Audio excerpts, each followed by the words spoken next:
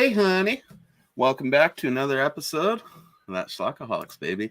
Like a large concretion in the Twizzler tissue of your dong, dude.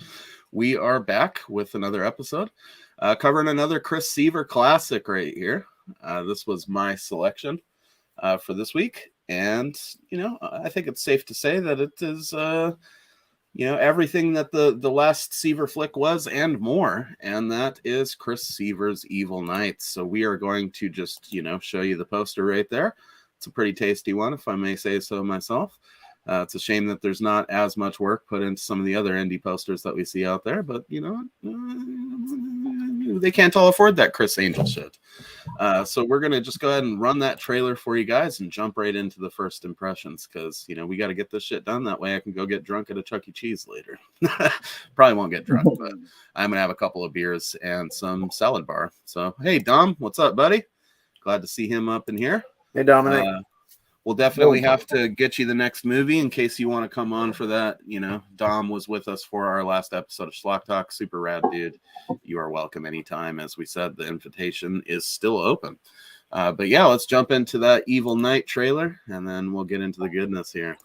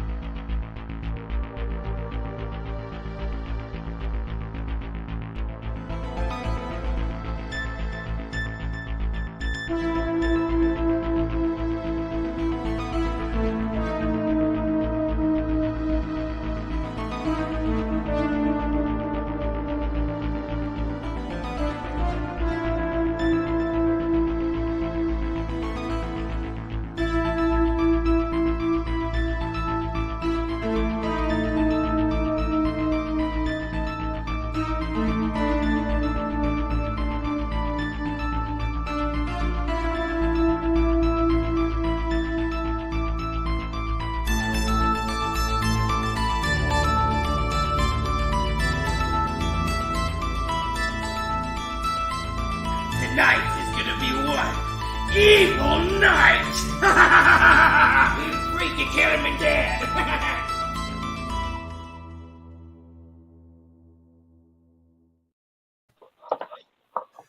Absolutely brilliant.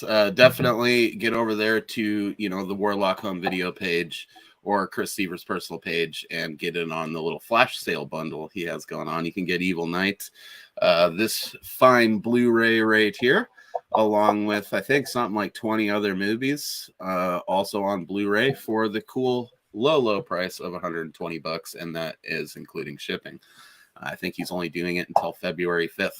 So if you want to get in on that, go for it. I might actually buy another one of those bundles for our giveaway. I've been known to purchase many doubles of Chris Seaver movies for friends and family and to just, gift to other people. Sadly, that's one of the few Blu-rays that I don't have. Oh, how did you watch this? Did you just check it out on Tubi or? No, I got that. I have one of those Scream Time 10 DVD sets that Todd Cook was doing where you pick any 10 movies. And I got that's right. I got it through that. Does he still do those? Yeah. I'm going to have to get in on those because I definitely need his movies. I've never actually seen a Todd Cook movie. And they have, you get to pick, they have different boxes you can pick. And that's any 10 movies for $40. I mean, you really can't beat that. Yeah, that's a crazy good deal. So, yeah, you get out there and, take advantage of that as well, guys. Contact Todd. Get in on those bundles. You can't really go wrong there. I remember the boxes being pretty neat. Yeah, one of them, it's even got Axmas for it. Pretty cool. And then here's one of the other covers I got. It's just the mask. Love it. That mask is a work of art. And I'm amazed that it has survived so well over all the years. It's I know, it looked great. Yeah, if you ever needed a good vote of confidence or whatever for all of your Camp Blood masks over there living for a good long time, that Todd Cook mask is. I mean, I feel like those look like they're on a similar level of craftsmanship as far as being just well-made latex masks or whatever. So Many good years left in those. I chose this movie because, during the holiday season, for our cycle during that, we covered Chris Seaver's Happy Holidays, which is a movie he sort of co-directed with Josh Swire, star of Evil Knight and Happy Holidays, and several other, Chris Seaver movies. I feel like anyone that Josh is involved in, he quickly becomes like the MVP of the movie because the kid is just amazing. I say kid, he's probably a solid, like, at least 5 years older than I am. But yeah, he's just great, man. And this movie is a good showcase of that. I'm going to save my first impressions for last, but Cody, I guess we'll start with you. What was your first impression of this film? And was it your first time watching it? No, Sorry. I've seen it before. I want to say I watched it after, because I have Evil Knight, I have another Evil Knight, and I have this one. So I want to say I watched them in that order. And you can definitely, like, I don't know if it was, they planned on, certain stuff, making sure it's in the remake or not. But I mean, there was definitely, like, he put enough of the Todd Cook stuff in there to where it's still, I would say, a good split between the Todd stuff and also still very much a Seaver movie. Yeah, see, I don't have the frame of reference for that, unfortunately, because as I said, I've not seen any Todd Cook movies. This is one area of old school, like, SOV schlock, where I've just failed you guys. I'm sorry. But, hopefully we'll change that with some of those screen boxes. Do the first two Evil Knights come in those? Can you get them in there? Yeah. Or is it, yeah, they're in there. It's like any ones that you choose, yeah? Yeah, he has, like, I want to say 40 to 50 movies you can choose from. There's some older Ferguson stuff in there. I mean, there's a ton of stuff that you can pick from. Maximus 1 and 2 are part of it because that's where you buy them from. Like, it's any 10 from that list you can put in. So I did 2 of them just because I couldn't narrow it down to 10 movies.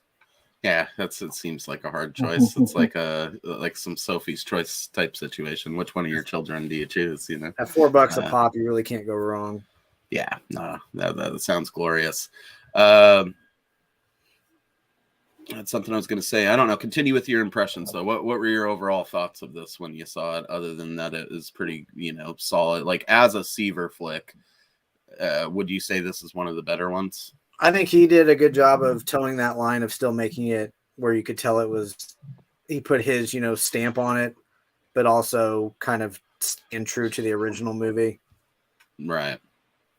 And like what we talked about last night a little, like I feel like this is one of his movies that I think could have went hour and a half, hour 45, and would have been fine. And would have, I don't want to say better because that's a bad thing, but I just feel like there were parts they could have kind of expanded upon, could have some more kills. Because I mean, I looked at it like when he got the mask and started going, I mean, there was like 20 minutes left.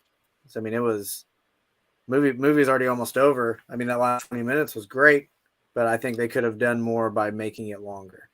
Yeah, it definitely turns into kind of just a montage of kills after he gets the mask, which is fine. But I feel like when Chris is on to the best ideas is the times where he gets nervous or something, and like he holds back a little bit where he's like, oh, let's wrap this up. We're on to something real good here. Let's not overstay our welcome, which works. I mean, Evil Knight is right around the 55-minute mark, where, like Cody said, it easily could have went 90 and I still would have been into it. So it's like the perfect movie to show to your friends and stuff like that. But man, it's just kind of like the Blue Cheese Brothers situation where by the time it gets going and really getting awesome, like you just want another hour of that or something. So, Chris knows what he's doing. Clearly, he's done a lot of these, but I would say that, had I been around when he was making this, I would have suggested that we throw a few random kills in there or just something to extend the runtime. My dog is upset. Brandon, your first impressions, sir. Well, I'm more of I've never seen this one before. I felt like there were a lot of similarities. There's definitely a rhythm with some of these when it comes to this and Evil Knight. Essentially, picked on kid gets messed with, so he decides to go on a killing spree, but doesn't win in the end, and that seems to be a pretty regular pattern. I liked Happy Holidays' ending better than I like the ending for this one. Or maybe it's because I like the characters more, other than actually, oddly enough, I like the killer more in this one than I did. You don't like Happy Jeff Roy Fisher, man? What do you got against old Jeff Roy? Holidays. But still, I mean, I thought it was pretty decent. Once it got going, it was going pretty cool. Shoot, I would have liked to have seen more with that. I'd like to have seen more of a. I think at the end, I would like to have seen a more drawn out battle at the end, other than Yes. the cool kid stomps the nerd type deal at the end, which that's the some slightly more sympathetic cool kid stomps the nerd, but still, He kind of it, stomps himself in a sense, but yeah, I feel you. it's but it kind of has a kind of a killer nerd vibe going on it, though. Killer nerd was again, the nerd had much more of a win on that one, but still, not Yeah, bad. Killer Nerd is more of a heartwarming coming of age tale. We But definitely got to cover that one at some point. but yeah, definitely a an interesting vibe I got from it. I thought it was okay. I'm not. I didn't love it, didn't hate it. It was kind of in the middle for me. It was a nice, like, just to watch for the heck of it type movie. Well, that kind of disappoints me slightly. I was hoping that you'd fucking dig this one, because it's easily in my like top 5 Chris Seaver movies, I think. But that also comes a lot from my absolute love of Josh Swire and anything that dude has done with Chris. I think he is probably pound for pound one of the best actors that Chris has ever had in his stable of people. And Chris would be the first to tell you that none of these guys are professional actors or whatever, but Josh is just that same brand of dork that Chris is. So it works. Like, when it works, it works. When he's really into the role, you can tell. I think this one, Happy Holidays, Terror at Bloodfart Lake, any of the stuff he did as Caspian, all of Josh's characters have their shining moments. Sadly, this isn't a character that he was really able to revisit, because it is kind of just a standalone tribute flick to the Todd Cook movie, which, if memory serves, it's been a little bit since.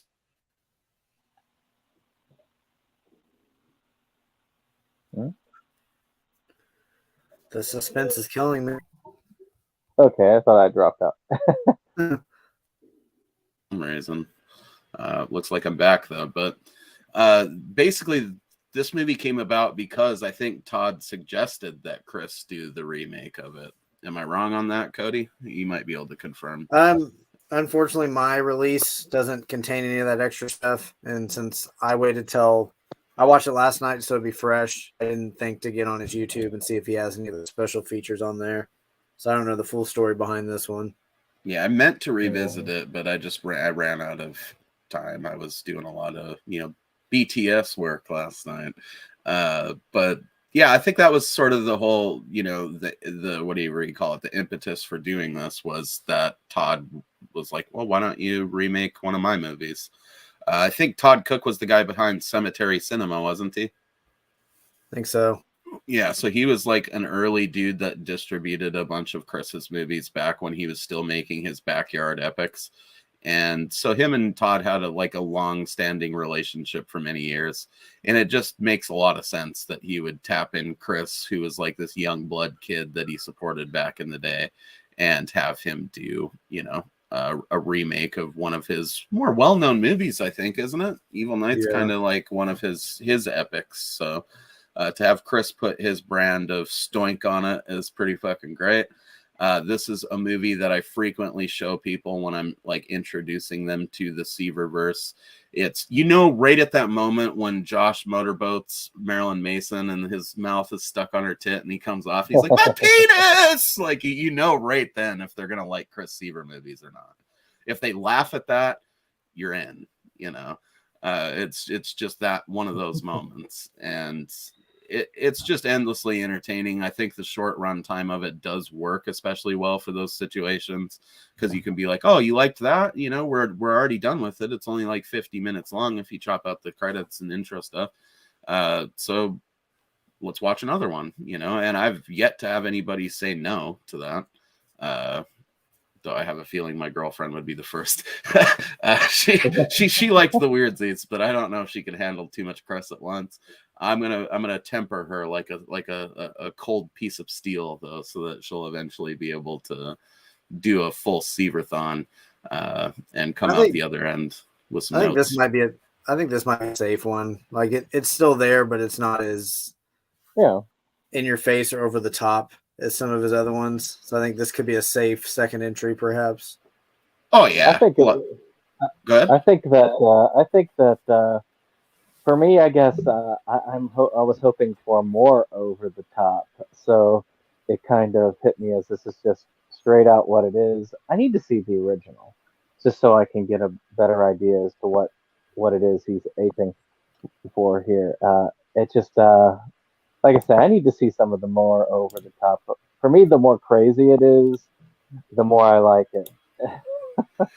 I tend to agree there, Dom. Standalones, leaving somebody wanting more is better than leaving them feeling like you overstayed your welcome. So, you know, any movie that can have me sitting there like imagining my own sequels in my head is as effective as any movie that has its own sequels. I'm interested by what Cody said, that there's, you know, a sequel to the original Evil Knight with another Evil Knight. I didn't know that was a thing somehow. So lots of stuff for me to unpack there. But yeah, I get what you're saying, Brandon. You know, I've been kind of playing it a little safe with the Seaver selections on here so far. We've really kind of done the more standard stuff that is entry-level shit that anybody can enjoy, but it's still got a bit of that Seaver brand of weirdness.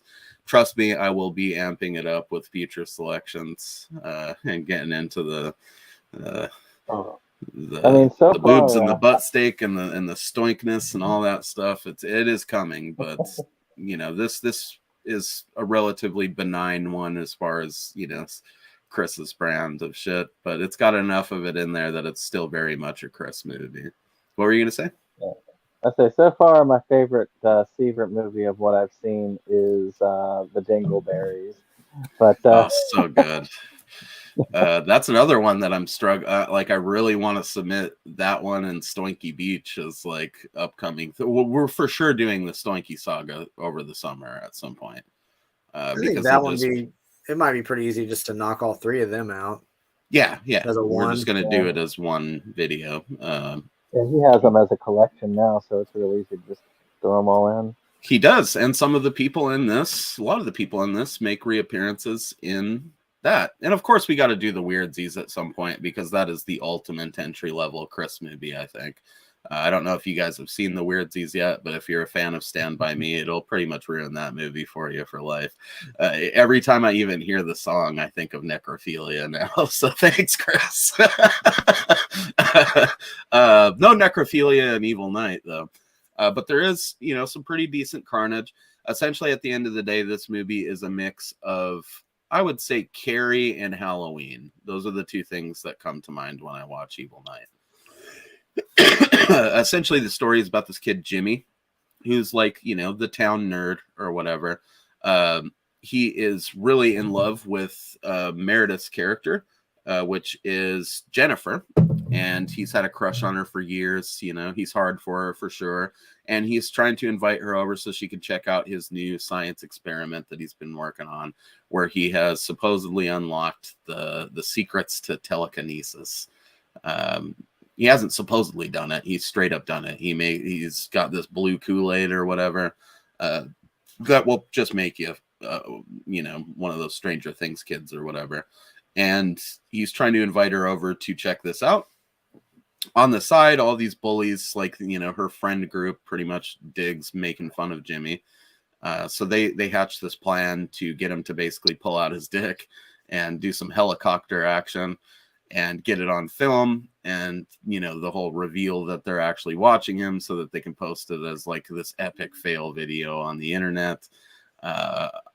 credit where it's due for Chris being able to come up with like a believable sort of revenge plot for this thing that fits with the time period that it was in.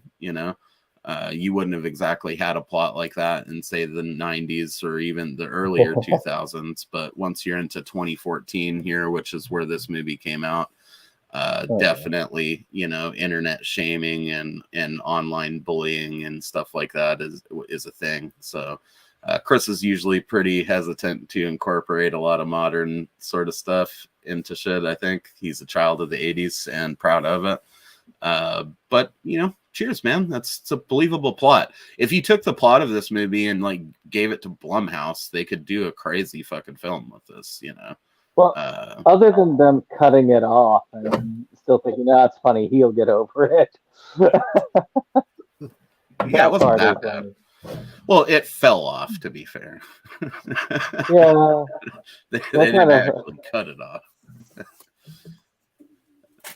She smacked him with a shovel, though, which, even if she wasn't trying to smack him hard, is still pretty crazy to smack a kid with a snow shovel. I mean, like, what are you doing? On that note, we should point out that Marilyn Mason is a porn star.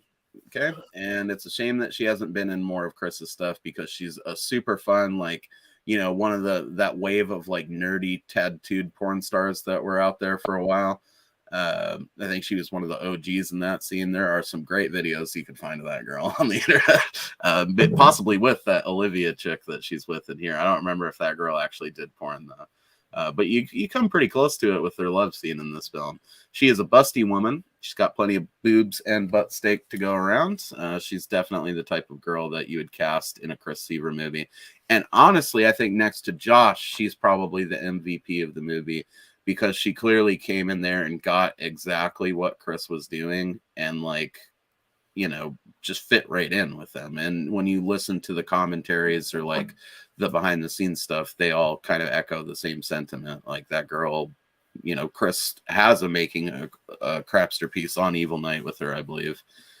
And he's hopeful that she'll come back for another one. And I think she should. She's got even thicker over the years. So, more Marilyn, please.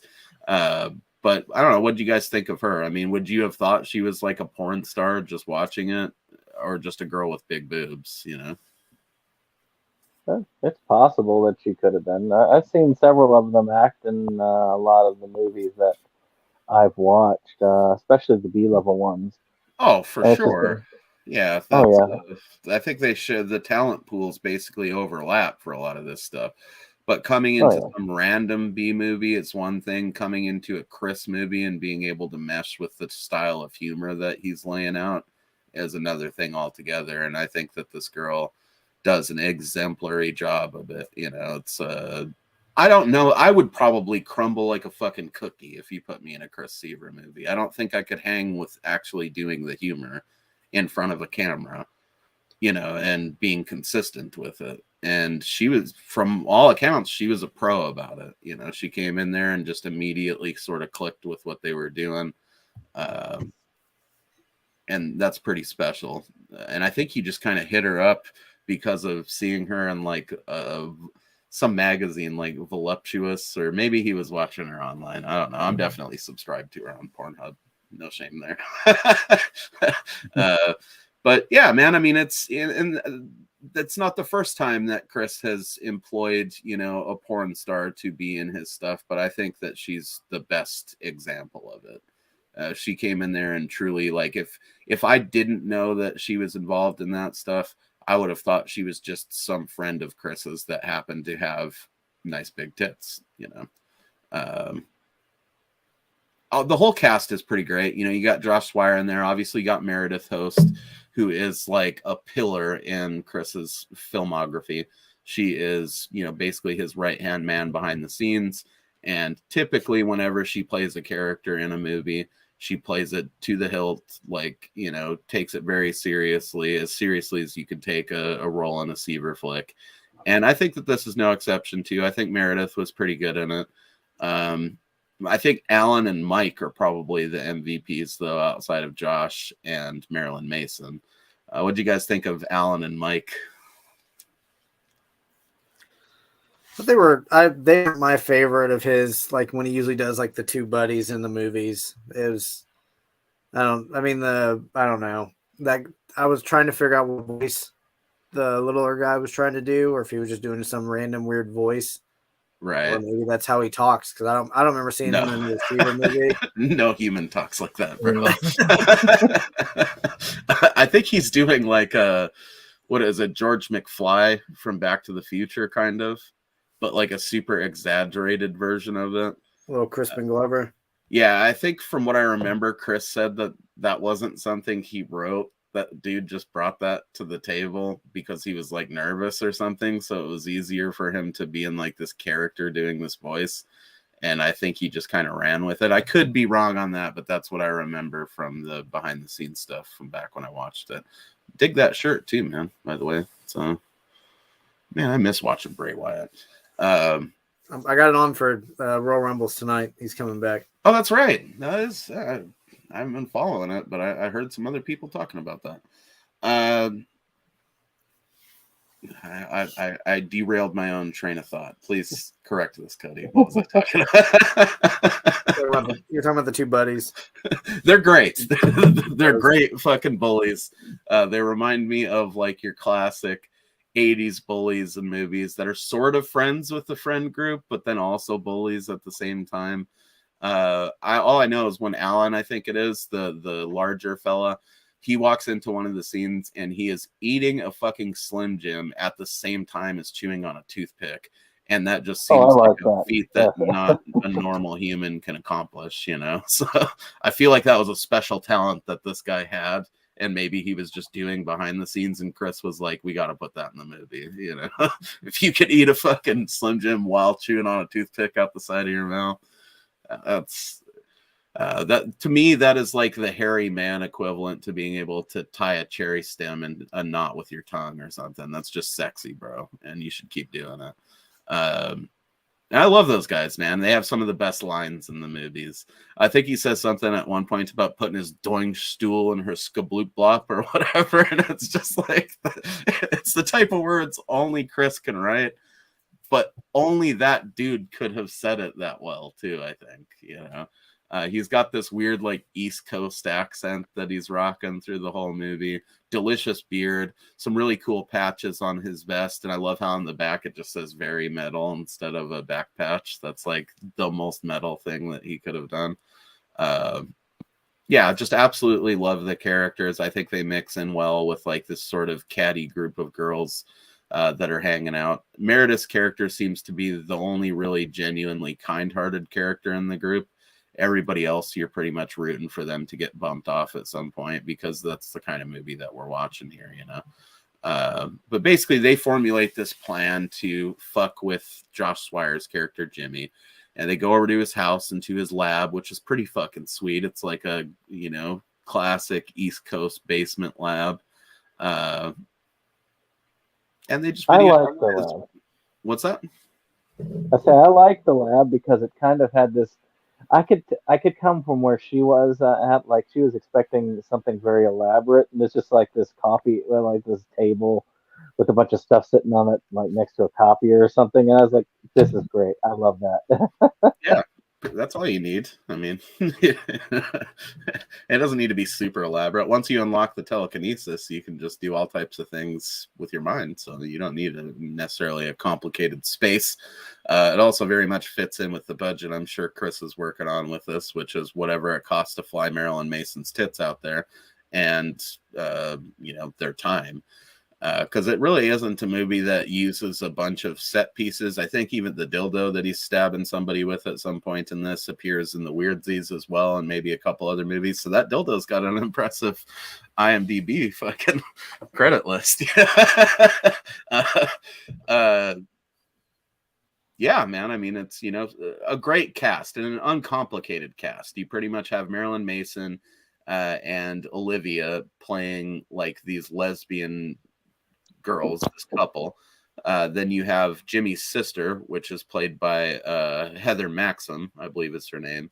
Great regular in a lot of Chris movies. She plays a badass in a lot of his films, like a Terminator character, or when we eventually get around. No, she was in Death Lantern. I believe both the movies, right? She plays, or at least the first one, she plays like the leather jacket chick in the first movie. Yep. So this is kind of a different role for her. She's got like her little pigtail buns, and she's just playing the random mean older sister. And I think she does pretty well, We've also got Jamie in there as, Jimmy and her mom. I believe they shot the movie at her house, which, all the sets are pretty much thanks to her. So you got, all the Chris regulars in here, a couple of new people with Mike and Alan that, we haven't seen in movies up to this point and maybe aren't in other movies. I feel like Alan is in a couple, but I don't think that Mike guy's in any other ones. Him and his Crispin Glover accent. That was like a one-off, maybe. I could be wrong, and I'm sure Chris will correct us if I am. But solid cast of people, solid setup to the situation here. So I guess what we really got to get into is those kills and those highlights, man. I mean, it's not a movie that you really have to overcomplicate by over-explaining. They make fun of Jimmy. Marilyn Mason hits him with a snow shovel, which I still think is just a gnarly thing to do to a dude as part of a prank. And he gets knocked out. Unfortunately, when he gets knocked out, his mystery elixir spills all over him. His tissue, and fucking he turns telekinesis, and he becomes like Carrie Michael Myers, and he puts on a really fucking sweet clown mask, which is the original mask from the original Evil Night, and goes around and starts killing people. So what do you guys think of them kills, man? I think the first one is your classic sort of low budget stabber in the shower so we don't have to clean it up type scenario. But it works. You got some big booblies going on there after a passionate love montage. And some dildo play. That's one of my favorite moments in any Chris movies, where they're having like the slumber party fucking dance off, and they're like batting each other with the sex toys and stuff, and Meredith's like singing into the one. It's just such a good, like, exaggerated example of like that stereotypical idea of what happens at a girl's slumber party, right? I'd say my favorite is the whole dick kill thing, where he rips off the one guy's dick and then kills the one woman with it as it comes in. I like that one. I thought that was stayed hard. Like the is whole hard time. word to say. What a trooper! Yeah. That is the best one, dude, for sure. I think my favorite is the death by VHS. Yeah, did you notice the tape like says like ska on the label? It's just a blank tape that just says ska. I fucking love that. How's that for Faces of Death or whatever? Yeah. It's just such a cool moment. It's such a cool shot too, where Josh is like holding the camera in the mask. Like if I was to snap some fake stills for this and sell a made-up article to Fangoria, that would have been one of the stills that I grabbed. We were talking about Jim Wynorski shopping some bootleg fucking, fabricated Fangoria interviews before this. So a little bit of context for you folks out there in YouTube land. But yeah, man, I mean, it's just, there's moments in this that are iconic, I think, like just visually too, for Chris movies. And a lot of it's down to that mask, I think. And Josh's portly little Jack Black frame in that jumpsuit. There's a special thing going on there. It's I could watch like 6 more movies of him as this character killing people. And we don't know that he's dead at the end for sure. Jeffrey Fisher kind of shows up and interrupts everything. So it's definitely left open.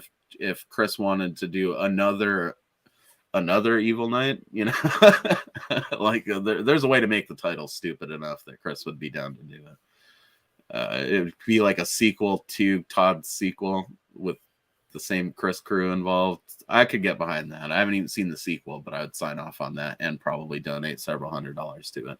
So just, food for thought, Chris. But yeah, the VHS kill is great. The dildo kill is great. I think probably the most vicious moment in the movie is towards the end when Meredith's character finally drinks the serum herself and becomes telekinetic and just makes like him bash himself to death with the fucking shovel. which kind of brings it around full circle to what started the whole thing to begin with. I think that might be one of the most mean-spirited kills in a Chris movie, because it just goes on for so long. You know what I mean? Like it feels like it's endless. Josh just bashing himself in the face with the shovel. Again, you give Blumhouse a couple $1 million and have them shoot the same script, and it could turn out to be a fucking amazing movie. Would most of the charm that exists in it, because it's a Chris Seaver movie, be absolutely siphoned out of it, making it beige as hell? Yes. But it could still be pretty compelling if it was shot as a serious horror film, I think. What were you going to say, Brent? I want to see the original to see how they did that. I think that the ending for me, it just, I don't know. I feel like there should have been more of a drawn out fight. Instead of what it ended up as. Yeah. It's just, because you got the one girl who kind of, she's one of the mean kids, or mean cool kids, so to speak, but she has a little bit more reservation about it. But, she was enjoying the whole prank on him, but she was kind of feeling guilty because for enjoying it as much as she did. And then, killing him kind of had her cross that line there. But I feel like there should have been more of a drawn out fight between the two. Maybe even have them both die at each other's hands at the end.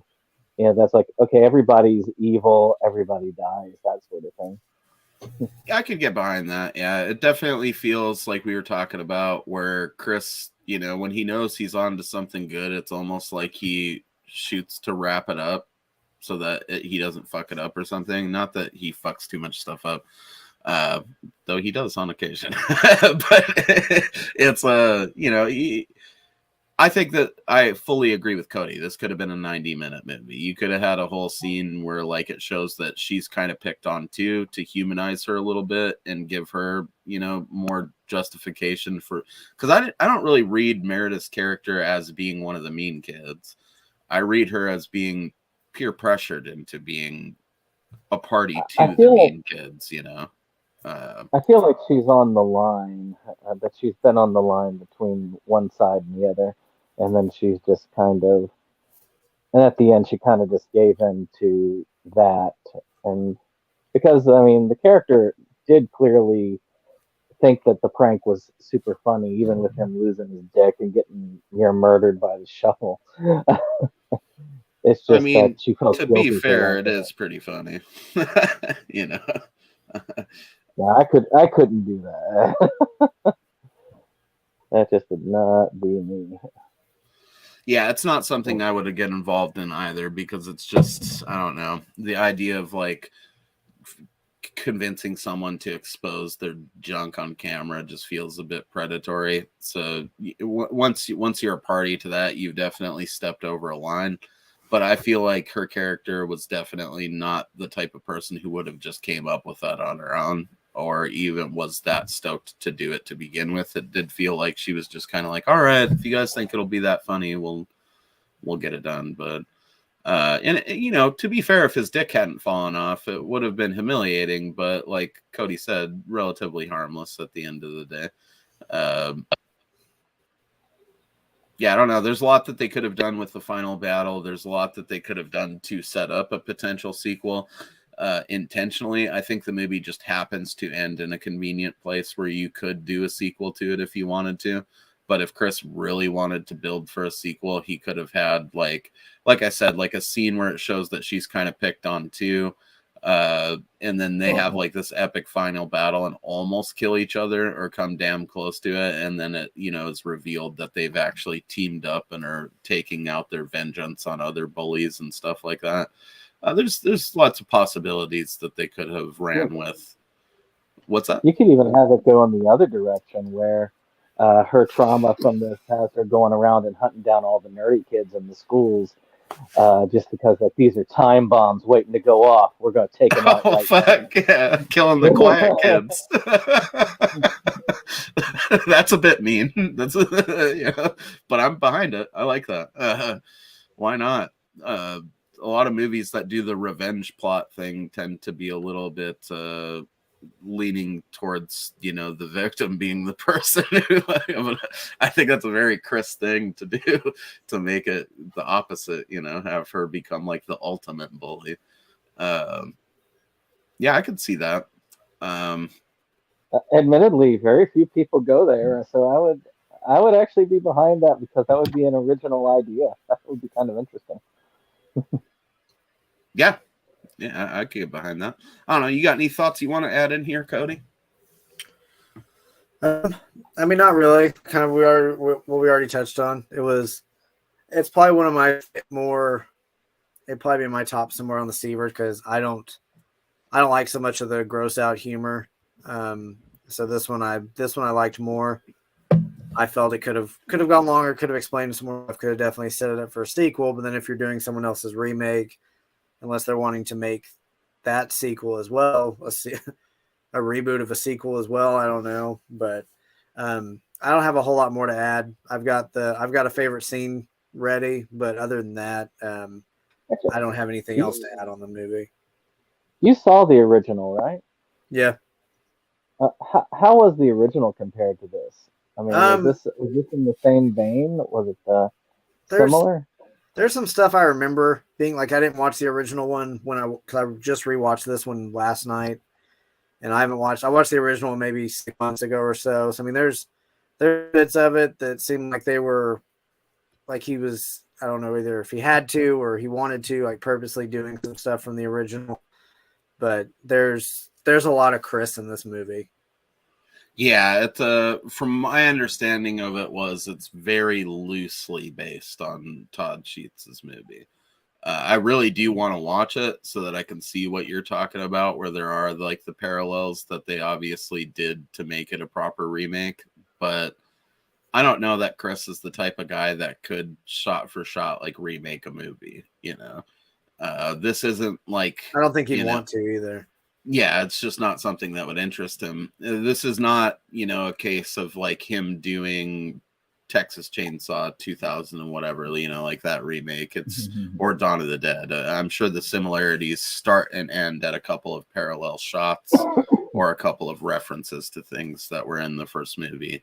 And then the rest of it is just Chris stoinking it up like he does best. It does seem like they treat the movie with very much the same regard that we treat movies, where it's like, you know, in the script of this version of the film, there's the point where they're watching Evil Night at that sleepover, and they say something to the effect of like, it definitely sucks or whatever, but you know, then Meredith kind of defends it, and she's like, "Nah, man, my SOV friends or whatever told me this will scare the shit out of us," kind of a thing. So it's like there's a very clear reverence for the original film, but also some self-awareness of that it was like a 90s shot on video schlockster piece that they're remaking, you know. So they're not treating it with an undue level of reverence, if that makes sense. I don't know, man. I think this is one of Chris's movies that fits the best into like a marathon too. If you're trying to show people Chris movies, there's a really hard list of like the best movies that are the entry level movies. You got shit like this. You got the Weirdsies, Happy Holidays. I would include in there. Then you got stuff like Moist Fury, and then you got stuff like Geek War, Film Crew, PIA. All of the sort of, I think it was you, Brandon, that said, or maybe Cody, that it's like one of the safer Chris movies. It doesn't quite go into the level of being like as twisted or grossed out as some of his other stuff. But then at the same time, it does have enough elements of that you're going to get like a feel for what you're in store for if you dive further into his filmography. Teen Ape Goes to Camp is another one that I would put on that list. I'd put Death of Lantern in there too. Yeah, for sure. And maybe even Dingleberries. I think a lot of people can relate to what he's sort of lampooning in that. because we all grew up watching those little creepy critter flicks as kids. So Dingleberries works pretty good, but you know, that's sort of like a bonus one, an honorable mention, I would say, if you're gonna do the entry level Chris flicks. It just works, man. I mean, my mom even likes this movie. I've shown it to my mom, and she laughed her ass off watching it, you know, because she's like old enough of a horror fan to be familiar with shit like Carrie and Halloween. And you watch something like this, it's clearly like that's sort of the spirit that was going into it. One of my favorite lines in the movie is where I think he does something with the telekinesis, and someone's like, "What? How? Only Chris Angel can do that." I think it's when he's killing fucking Mike with the camera. It's just such a stupid line, you know. But that's why we love Chris, is those little pieces of fucking humor that he's able to put into just a throwaway line as a dude's getting killed, you know. And I'm sure the Todd Cook movie maybe doesn't have that level of stoinkery in it, you know. It's probably, am I correct in saying that it's maybe more of a serious horror film that happens to be shot on video? The Todd Cook one? Yeah. Yeah, from what I remember, I think so. I don't think it was. I don't think. I mean, it was still the same kind of story. You know, kid that bully gets revenge, but it's, I think, more lean towards horror and not so much on the comedy. If I remember right, I don't remember if the killer had the one-liners like this one did. Like I got Stingy Jack vibes. He would do this. Yeah. For sure. He definitely had some decent one-liners. My favorite being when he talks about how the dick stayed hard the whole time. That's not an easy feat, especially when it's detached from your body. And that's sort of, you know, that's back in the day when people were making those early shot on video horror epics or whatever. They were trying to make, you know, back then it was a lot more about making the best horror movie you could make, and just it happened to be shot on video because that's what you had to work with, right? Chris is kind of a pioneer when you think about it in doing like these goofy movies, because he was even doing that shit back in the 90s. This isn't a new development for Chris. His shit's basically been that way from the beginning. Even when you go back and watch like his Friday the 13th fan films, there's still that Seaver-ness through them, which I think is pretty great. So in a way, I also have like, I don't know if nostalgia is the right word. I think Chris probably has nostalgia for this one because it is sort of a culmination of his childhood of making like these backyard SOB movies and getting them distributed by Todd, and then turning around and being asked to remake one of Todd's most well-known movies. I mean, that had to have been a huge honor. I'm sure Chris would be very humble about it and maybe downplay it a little bit, but that's pretty fucking epic to have like some SOV legend from back in the day ask you to remake one of his movies. I mean, that'd be like if Polonia asked us to remake one of his movies or something, you know. It's pretty epic, you know, and I think that he delivered, by and large, he delivered a good film.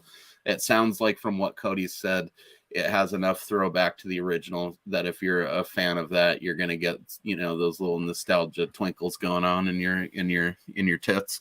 And I think that, you know, as a Seaver fan, not having seen the original, it's still pretty top tier. So, you know, you can't really go wrong with Evil Night either way that you swing it. It's solid Seaver flick and a solid tribute to early 90s SOV fucking schlock, you know. So let's get into the favorite scenes here. Obviously, one of mine that I've already mentioned, but I will mention again, is the dude chewing on a Slim Jim while also chewing on a toothpick. I mean, it's just that was one of the things that struck me immediately when I watched the movie, and every time I see it, it's like I smile so hard it hurts, you know, because it's so dumb but impressive at the same time, you know. And that pretty much sums up the type of shit that I like, you know. It's super stupid, but man, isn't it impressive, you know. but that's more of like a little moment. I guess we'll talk about the larger highlights, and then we'll highlight some of the smaller stuff. Cody, what do you got for us for as far as kills or highlights? My favorite kill is the death by VHS. I like the creativity of that, and then the one-liners, the face. How's that for a face of death? I like that. I would say my favorite scene was the daydream scene of when she was going to come over to his lab, and like she's just he's just wearing a wig for no reason, and they do like the random animal noises, and then Chris is behind him with like his shirt over his head, and he's doing the puppet master thing. Yeah, I love it. Like, I think that's my favorite scene. Dude, I love that he's wearing like that fucked up Donny Osmond wig for no reason in the flashback. Like, it's just such a Chris thing to do, to have him put on this fucking dumb wig. Because his hair's fine. It's Josh. I mean, we've seen him in several. He's got a fine head of hair, but to put the fucking wig on him, and then when they're doing the animal calls, oh man, that's another scene in the movie. Like that whole, daydream montage. That's another moment, much like the My Penis scene, where if someone's going to like the Chris movies if they see that and they laugh, because it's just his exact brand of dorky, weird, stupid stuff, played to perfection by two of the maybe best people. There's no maybe about it. The two best people in Chris's entire stable of actors, playing off each other perfectly in that. I mean, I can only imagine how many times during that they cracked up and had to reshoot takes, Chris isn't exactly known for doing a lot of takes, but I think there's certain people when they're on the screen, it's hard not to. And I feel like Josh and Meredith together doing that would have been sort of difficult to shoot without ruining it by just laughing, What about you, Brandon? You got any highlights in there for us? I mean the dick scene, because he also uses that. It's like that's it. It's like only Chris Angel can do that. I did like that line, and it's so fucking stupid. And if I was to go for anything else on it, I'd say just in general when he does a lot of his what do they call it? A lot of his kills and stuff like that. I just like it when he gets out to it and just starts getting to business, Yeah. And as much as we have sort of griped, not really griped, it's more of like I don't think saying that you want more of a good thing is a complaint, but as much as we've talked about how the movie could have been longer, once it really does get into the kills and it just sort of like boom, boom, boom, boom, like fucking cycles through them so quick, it makes it like the perfect sleepover movie. Like I said, it's a perfect Chris movie to just plug in there between other movies that you're watching as part of the marathon. And usually when I've showed it to people, that's how it's went down. Like we watched like a Joe Sherlock movie, then we watched like Critters, then we watched Evil Night, and then we moved on to the next movie, it's like the perfect movie to throw on while you're heating up some popcorn and, getting the rest of the shit ready for to further your marathon. You can never have too many of these like under an hour low budget indie flicks, because they just work so well for that kind of stuff. Joe's got several of them too, I feel like, that are right around like that 65-minute mark. Yeah, I don't want anybody to think that I hated the movie by any means. They're just it's just not my favorite of it. So I think it's interesting that Dingleberries is your favorite. That's not one that I would have immediately assumed would have super appealed to you. But then I guess the more I think about like our dealings and your taste and stuff, it makes a lot of sense. But it wouldn't have been an obvious one that I would have thought like, oh, Brandon's going to love Dingleberries. And that's great. That's the beauty of the... Go ahead. I could see a lot of people being offended by Dingleberries. You cannot have a thin skin with it, but especially with a lot of the humor that's used. But there's something about it that just hits me in the right direction, because I've learned to just to roll with it, and sometimes it just hits right. Right. And that's sort of the beauty of his filmography, is it is so varied. Chris makes a similar brand of schlock across his entire filmography, but almost none of the movies are really the same movies unless they're movies that exist in the series of films that he's done. You know, you can't really compare Dingleberries to PIA, or PIA to Teen Ape Goes to Camp, or Teen Ape Goes to Camp to Wet Heat. I mean, other than that, there are those through lines that Chris includes and stuff that connect them, you know, as being part of this long running, like 30-year long inside joke that Chris has been doing with all of us. But the movies themselves, thematically and, you know, like theme, or that's thematically, you know what I'm saying? Like they're not similar movies. You know, Chris has done everything from, you know, Parks and Rec style paranormal investigation shit to, you know, like his version of Escape from New York to like Savage Streets, like chick gang movies that they used to do back in the day. I mean, he's got every type of movie pretty much in his filmography. And the thing that connects them is his brand of humor, but as individual movies, most of them are not even similar to each other. And that's what makes it so fun to dig through these, you know. I think if I was to pick like a favorite Chris Seaver movie, it's always going to be The Weirdsies, because it was my first one that I watched. But if I had to set that completely aside, I think my favorite Seaver movies are the spoof movies that he's done, like Quest for the Egg Salad or Taint Light, where he's directly spoofing like some popular property that was out at the time. And oddly enough, Quest for the Egg Salad is like one of Chris's least favorite movies. And Taint Light he looks at as just a throwaway thing that they did to cleanse their palate after the Trauma movie. But those are two of my favorite Chris movies, hands down. If I had to pick from the whole filmography. And that's kind of a beautiful thing, that it's not often that you find filmmakers where you can, all of their works sort of stand alone on their own like that, in a way where it's like, you can't really say, oh, I just like this one because it's the best version of this thing that he always does. Chris definitely has his thing that he always does with the humor and stuff, but the movies themselves are just so bonkers and all over the place in different realms of fandom and things like that. Yeah, I mean, it's because there really isn't another movie in his filmography like Evil Night, other than, I guess, the closest you could say is Death o' Lantern, because they're also slasher movies, if we're being technical.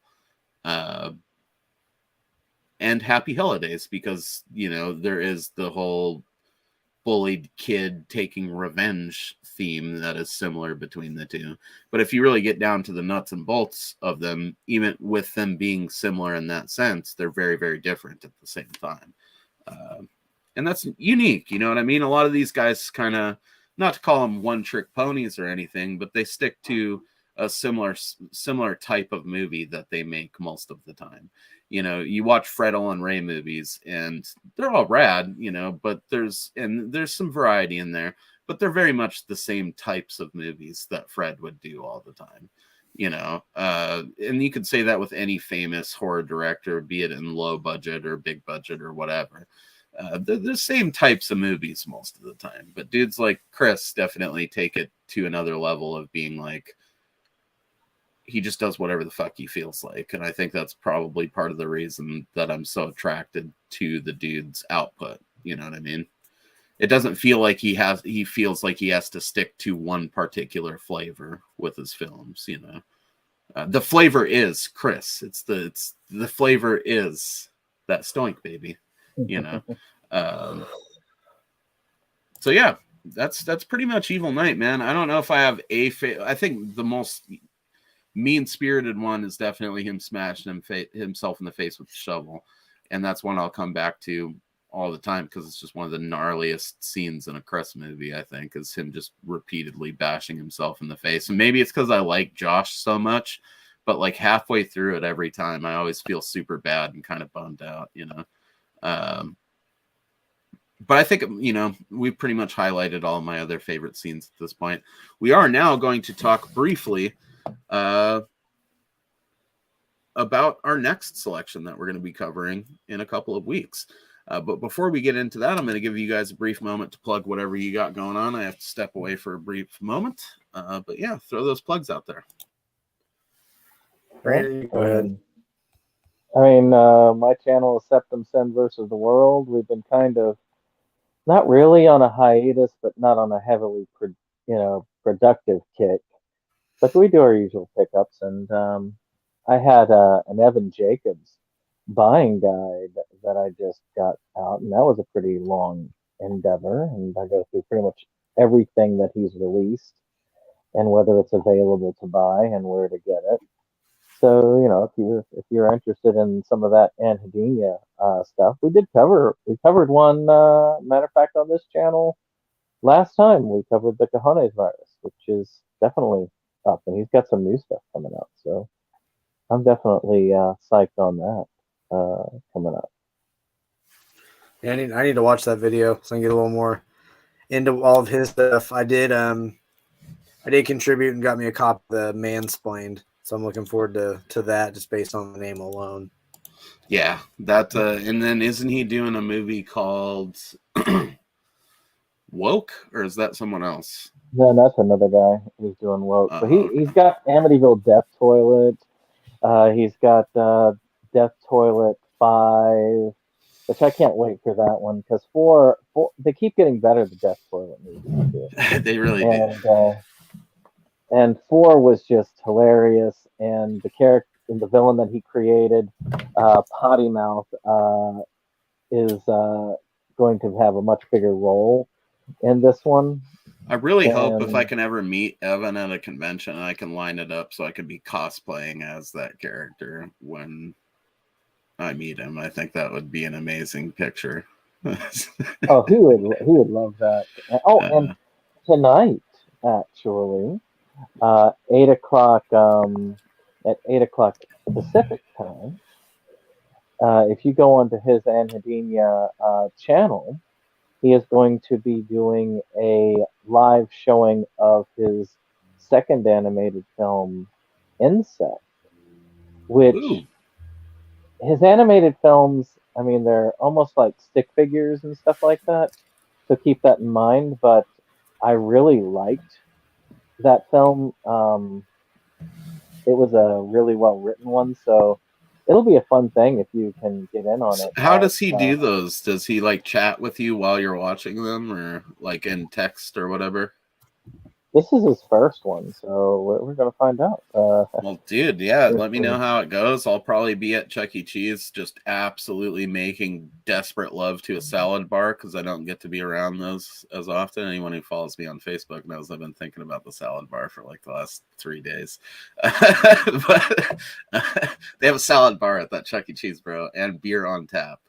So I don't even care when my kids want to go there. It's we're going. It's worth it for me just to get fucking like a nice ice cold pint of like some fucking, Black Butte porter or whatever, and then just eat a fat fucking salad bar plate and some cheese pizza. I'm in, I don't care where we're at if we're doing that shit. But yeah, I'd love to get in on those. And obviously Evan's going to be a regular on the channel. I feel like we vibed real well with him when we were bubbing up during that Cojones virus discussion. Probably my favorite episode we've done so far. This is up there. I think we're hitting our stride, boys. This is going to be a bright year for us. If we were Metallica, last year was like the No Life to Leather demo. This year is fucking Kill 'Em All. And we're going all out with it. We're also going to be rolling out some full moon content on my channel here in the future with Cody, as well as some familiar faces from even these discussions. I know old Chris Seaver is going to be involved in those, as well as Bobby Heckman. Hopefully we'll get our boy Mason from the Full Moon group up in there. Maybe some appearances by Jester Mikey. It'd be really cool to have him shoot some bumpers for us where he introduces the movies that we're talking about and things like that. I'd like to make those Full Moon discussions basically what I was doing with Chris Pico, which hopefully he'll be involved in there as well. possibly we'll do a table read live on the internet of the script for the Full Moon, The Revengers, which was like our Avengers concept that we put together for Full Moon, or finished putting together for them, rather. And Chris did a bunch of writing on that. He's pretty good, writer. He's done a fair amount of screenplays. So definitely something that, is going to be a fun outlet for the Full Moon fandom and all that. But we've got many more of these discussions coming up for you guys. Let me get my plug in here. Oh, yes. Before we ride off into the sunset. Put it in us, sir. Actually, the trailer just debuted last night. I have a small couple little scenes that I did for Joel Wynkoop's short that is part of Phil Herman's Doomsday Stories. The trailer dropped for that last night, and it's going to be you can pre-order it now directly through Phil Herman or Joel Wynkoop, and it's going to be coming out early to mid next month, and probably one of the most things I'm excited about that I did, because Wynkoop's been around since the 80s. Like, he's huge. Like, it meant a lot to me that he let me do that. So I'm happy to see what he actually uses and puts in there. It's dope, man. I'm so stoked for you that you're getting out there and getting into some other people's stuff. I mean, you being in the Jack stuff was pretty cool, but you being in some more, I guess, what do you call it, legitimate shit is also pretty fucking rad too. I want the Cooter, pork chop and Cooter. Like, I need a feature film of those dudes. I will fund half of that thing. We have to make it happen. Those characters should be in the Seaver verse. Like, they should be in every verse, dude. Pork chop and Cooter need to have like commercials and Full Moon movies. They need to be out there in the Chris Seaver films. They need to have their own standalone film and maybe their own YouTube channel where you guys just review movies every now and again as those characters. I think that would be awesome. And you're like, not enough virgins, or what? Like, it just be we've talked about how like a Joe Bob Briggs type thing, but you two dudes, We talked about how funny it'd be if we were just randomly popping other stuff. Oh, it has to happen, dude. And I think them crossing over with that dude from Cajones Virus would be, if that ever happens, dude, I might pass out from the level of blood I lose on that boner. It's bubbing up with pork chop and Cooter. Yeah, I'll be bubbed up, fucking lay it out like just with a bubble out of my mouth and pitching a tent. Like, that's good. It has to fucking happen, dude. That's a wrap. Yeah. But we also have another selection coming up from Cody. We're going to start doing a new tradition here on the show, where at the end of every episode, we showcase to you our next film real quick and kind of give you a brief version of, not the first impressions, but, our impressions of the trailer and the selection. So Cody, you're going to go ahead and tell us a little bit about why you chose this particular film. But this particular film is indeed Carousel. So what was the inspiration for throwing this one on the pile, my friend? It just seemed like it was definitely one that it was going to be an eventual choice. So it was just time for it to happen. And it's title alone. And then once you watch the trailer, you're not disappointed by that not being something that's not, but it's just so absurd and over the top. Like, it deserves to be here. Have you seen this film, Brandon? I have not. I'm only familiar with the guy from the Meowie movies that he did and Amityville Christmas Vacation, which his Meowie movies got a good mention from Rotten Reviews not that long ago. In a particularly tough video that we all had to sit through, where he was, lamenting the fact that people kept fucking bugging him about Amityville movies, so he won't be doing those anymore. But that dude got a shout out in there of what was it, Amityville Christmas Vacation? Is that the same guy? Yeah. And that's go ahead. It's such a fun film, but the Meowie movies and that one take place in the same universe. They both have the same character as the lead. It's just the cats and someone they stay home. So this is sort of a Seaver I do like- situation for I like you. this cover a little bit better though. I do, but I'm a stickler for original posters, if you guys haven't noticed. So if I can find one that has like the blurbs and the cast on it, and it might not be the best all the time. It's Alive is a prime example, but I'm got that poster on order. I don't even like it, but I'm gonna frame it and put it in my bathroom. You know, I like the homemade look of that one for sure. Yeah, it looks. If I bought it direct from him, I would want that cover art. Honestly, not too dissimilar from the Evil Knight poster as well, in that it's clearly like just a quick Photoshop job. Actually, probably with similar levels of effort put into it. But I've not seen these movies at all. I'm very excited to be introduced to this guy as a filmmaker with this film and get plugged into that universe. If you know you're talking true here, and it is actually connected to those Meowie movies, it definitely sounds like something I'm going to be into, because those were super intriguing to me when you posted them. I just haven't gotten around to it. That's sort of the one part of the indie hobby that can be a little overwhelming sometimes, is there's always new filmmakers for you to collect, but you just got to look at it as a bonus. I get to spend the rest of this next year, now that I'm like caught up with my full moon purchases, basically focusing on Wine Coop, Dakota Ray, and guys like these, that I can start checking the films off the list and putting them on the shelf. So I will be ordering myself a copy of this and Carousel 2. This is one I believe Cody almost submitted as like his first selection. I feel like you were talking about it even back then. So this is a long time coming for this one. I think it was on the list for sure. Yeah, and we're gonna show you that trailer right now, give you my brief reaction, and get the fuck out of here. Or our brief reaction, I guess. But Cody's not lying when he says that trailer does not disappoint. So we're going to run that for you real quick. And this is going to be the regular fucking thing on here now. You get a little bit of a taste of what we're going to be covering in the next episode, so that the 2 weeks that you wait for us to do it isn't as bad. You know exactly what we're doing. You've got a little bit of a fucking flavor of it, so you can go out there and check it out. I think this movie is available to view on Tubi, isn't it? Yep. I don't know that the second one is yet. I think the second one you still have to get direct from him. But kind of what you were talking about, that somebody does watch this movie and wants to hop on the comment section and start, we'd love to hear someone else's input on this as we're talking as well. Yes, and to that point, we also always do have a fourth slot available, but at the moment, the only person who has an open invitation for that is any of the directors that we've hung out with at this point, and our boy Dom down in fucking somewhere in California, I think Central Southern. That dude, he passed the test, but in the future, if you want to get on and like actually be on these episodes, you just need to hit us up on Facebook. We're not hard to find.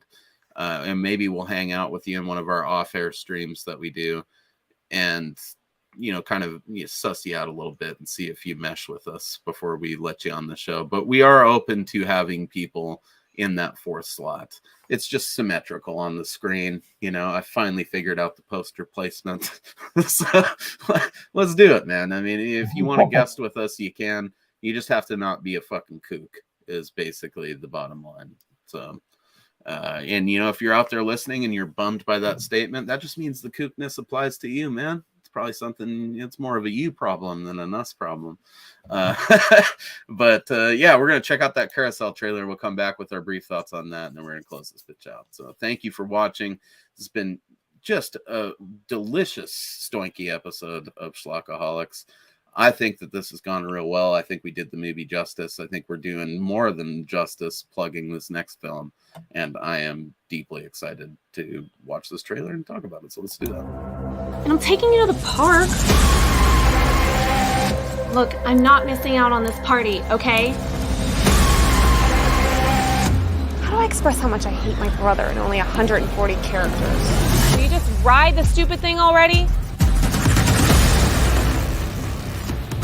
Chicken feet, this is Blue Snow Cone. Come in.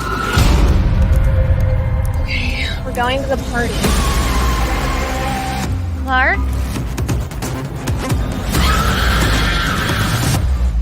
You here for the party?